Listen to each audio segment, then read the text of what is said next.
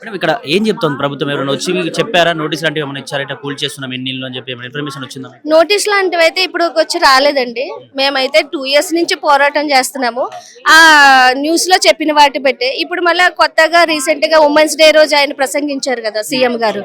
ఆ రోజు ఆయన చెప్పారు కదండి, మీరందరూ ఆక్రమించుకొని బఫర్ జోన్ లో ఉన్న ఫ్యామిలీసే, మీరు ఇప్పుడు మీకేదో మేము హెల్ప్ చేద్దాం అనుకుంటే మీరు మమ్మల్ని తిరిగి మళ్ళీ వ్యతిరేకంగా మాట్లాడుతున్నారు, మీ అన్ని జీరో వాల్యూ ఉన్నవి, మీరు మీ ఇల్లు మాకు ఇవ్వడం వల్ల మీకు ఒక వాల్యూ కల్పిస్తామన్నట్టు మాట్లాడారు కదా. దాని గురించి ఇదండి ఈ రోజు DPR ప్రెజెంటేషన్ ఉంది కాబట్టి మేము ఈ మౌన పోరాటం చేస్తున్నాం. బ్లాక్ బ్యాచెస్ వేసుకొని బ్లాక్ డ్రెస్ వేసుకొని నిరసన తెలుపుతున్నాం.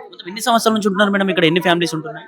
10 years నుంచి ఉంటున్నామండి. మొత్తం ఈ బెల్ట్ లోని మొత్తం 15,000 కుటుంబాలు ఉన్నాయండి. చిన్న పిల్ల పెద్ద తల్లిదండ్రులు పెళ్ళైనోళ్ళు చిన్న చిన్న పిల్లలు మొత్తం 15,000 కుటుంబాలు ఉన్నాయండి మొత్తం. అంటే మీరు ఇల్లు కట్టుకుంటున్న సమయంలో ఎప్పుడైనా ఏ ప్రభుత్వం అప్పుడు ఉన్నటువంటి ప్రభుత్వాలు కావచ్చు ఇక్కడ కట్టుకోకూడదు అనేటువంటి ఎప్పుడైనా ఆంక్షలు విధించే ప్రయత్నం చేసినప్పుడు మీరు?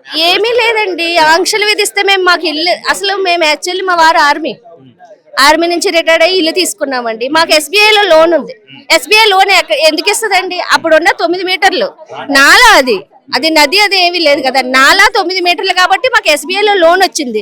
SBI లోన్ వచ్చింది, LRS కట్టుకున్నాము. మిగతా లైట్ బిల్లుకి నల్ల బిల్లుకి అన్నిటికీ మాకు పర్మిషన్స్ ఉన్నాయి కాబట్టి రిజిస్ట్రేషన్ అయ్యింది. అందుకే మేము ఇల్లు తీసుకున్నామండి. అప్పుడు ఆంక్షలు పెట్టేలా ఉంటే మేము ఈ రోజు ఇల్లు ఇక్కడ తీసుకోం కదండి. అప్పుడు నిండినప్పుడు కూడా మీ ఇళ్ళలోకి ఇల్లు కూడా వచ్చాయంట కదా ప్రభుత్వం? ఏమీ రాలేదు. వస్తే ఎందుకు ఇలా ఉంటాం మేము? వస్తే 2020లోనే మేము ఉన్నాం కదండి. ఇప్పుడు మొన్న వచ్చిన వరదలు కాకుండా 2020లో కూడా వచ్చాయి కదా.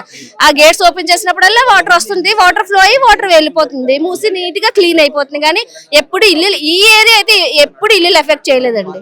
ఈ ఏరియాలో ఎప్పుడు నిండినప్పుడు అక్కడ వాటర్ వచ్చి మీకు ఇబ్బంది జరగడం లేకపోతే దోమలు లాంటి స్మెల్ లాంటి ఇబ్బంది జరుగుతుందని చెప్పి ప్రభుత్వం మాట్లాడుతుంది. ఏమీ లేదండి. స్మెల్ అది ఉంటే మేము ఎందుకుంటాం? ఎంత ఎడ్యుకేషన్ పర్సన్స్ మేమే నార్మల్ గా వచ్చేసి ఉండిపోయిన వాళ్ళం కాదు కదండి. ఏదో చిన్న ప్లేస్ దొరికింది కదా గుడిసేసుకున్నాం కదా మేము బతుకుతున్నాం కదా అన్న వాళ్ళం కాదు కదా. మేము డీసెంట్ ఫ్యామిలీస్ నుంచి వచ్చిన వాళ్ళమే. మాకు కొంచెం గ్రీనరీ, మేము ఆర్మీ వాళ్ళం కాబట్టి కొంచెం మరి ఇక్కడ ఆర్మీ స్కూల్ ఉంది మా పిల్లలకి, ఇక్కడే ఆయన జాబు, ఇంకా ఇంతకంటే దూరంగా వెళ్ళి రావడానికి ఇబ్బంది అని చెప్పేసి ఇదే ఏరియాలో మేము ఇల్లు తీసుకున్నామండి. అదే దోమలతో ఇబ్బంది అయ్యింది, అన్నిటికి ఇబ్బంది అయితే మేమెందుకు ఇక్కడ ఉండం కదండి. ఇన్ని సంవత్సరాల నుంచి ఉన్నప్పుడు మా పిల్లలు పెద్దోళ్ళు అయ్యారు, చిన్నప్పటి నుంచి ఇక్కడే ఉన్నారు కదా. మరి ఇంత దోమలకి ఇబ్బంది ఉంది అంటే మేమే ఉండం కదా. ఇంత మురికిలో ఉండి ఇబ్బందులు పడితే మేము ఎందుకు ఉంటామండి? మేము ఉండం కదా. మూసి దగ్గర నుంచి ఎన్ని మీటర్ల దూరం నుంచి ఉండకూడదని చెప్తుంది ప్రభుత్వం అండి. యాక్చువల్లీ 9 మీటర్లనే పర్మిషన్ ఉంది అందరికీనా. ఇప్పుడు మూసి ఈ ప్రభుత్వం వచ్చేసి 50 మీటర్లు పెంచిందండి. అది కూడా కన్ఫర్మేషన్ ఏం కాదు, కిలోమీటర్ కూడా తీసుకోవచ్చు. ఆయనకు కావాల్సింది ఇల్లు కూల్చడం, రియల్ ఎస్టేట్ బిజినెస్ కాబట్టి ఎంతైనా తీసుకోవచ్చు. కాకపోతే 50 మీటర్లు అని చెప్పేసి ఇప్పుడు చెప్తున్నారు. అది కూడా ఏం క్లారిటీ లేదండి.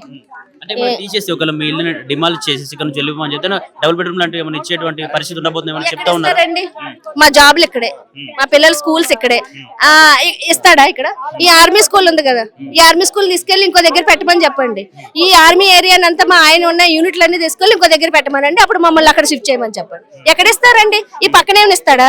ఒక 500 మీటర్లలోనే లేకపోతే ఒక 5 కిలోమీటర్లు 7 కిలోమీటర్లోనే ఇవ్వడు కదా. ఎక్కడ ఇస్తాడు? ఏ 100 కిలోమీటర్లోనే ఎక్కడో దూరంగా ఇస్తాడు.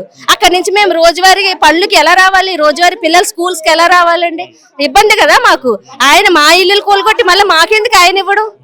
మా ఇల్లు మాకు కొంచెమని చెప్పండి. ఉన్న 9 మీటర్లో ఉన్న నదిని నీట్ గా క్లీన్ చేయమని చెప్పండి. మేము కూడా అదే కోరుకుంటున్నాం. మేము తీసుకొని 18 ఏళ్ళు అవుతుంది. 18 ఏళ్ళ నుంచి ఏది లేదు కానీ ఇప్పుడు ఈ 2 సంవత్సరాల నుంచి ఈ లొల్లి స్టార్ట్ అయింది. తీసేస్తామనే వచ్చింది. బఫర్ జోన్ అన్నారు. బఫర్ జోన్ నుంచి బఫర్ జోన్ లో లేనే లేదు మా ఇల్లు. బఫర్ జోన్ మళ్ళీ దాటి చేస్తున్నామని అంటుండ్రు. అలా చేస్తే బఫర్ జోన్ దాటి చేస్తే మా ఇల్లు కూడా పోతుంది. ఇప్పుడు ఏం చేయాలి? ఇప్పుడు 50 మీటర్లు అంటారు. 50 మీటర్లు లేనే లేదు. 9 మీటర్ల నుంచే స్టార్ట్ ఉందంట. 9 పోయి 30 మీటర్లు అన్నారు. 30 పోయి 50 అంటది. 50 పోయి మళ్ళీ ఇప్పుడు 50 దాటిస్తున్నామని అంటుండ్రు. మేము ప్రశాంతంగా ఉండాలనా లేదా? పిల్లలు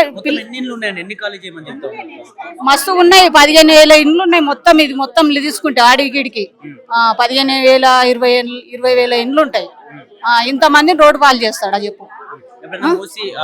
వరదలు ఎప్పుడైనా సంభవించినప్పుడు ఎక్కువ మూసి నిండి మీ ఇళ్ళలో కూడా నీళ్ళు వస్తాయి, మీకు కూడా దోమలు లాంటివి ఇబ్బంది అవుతుందని ప్రభుత్వం చెప్తుంది. అవును, దోమలు వస్తున్నాయని అనుకుంటే లోపల నదిని క్లీన్ చేయమను, అటుపాక ఇటుపాక రోడ్లు వేసుకోమను, మంచిగా చేయమను. అది కోరుకుంటాము ఎవరైనా. రేపన్నాడు ఫ్యూచర్లో పిల్లలకు రోగాలు అంటువ్యాధులు ఇవే ఏమి రాకుండా చేయాలనుకుంటే మూసిని క్లీన్ చేయమను.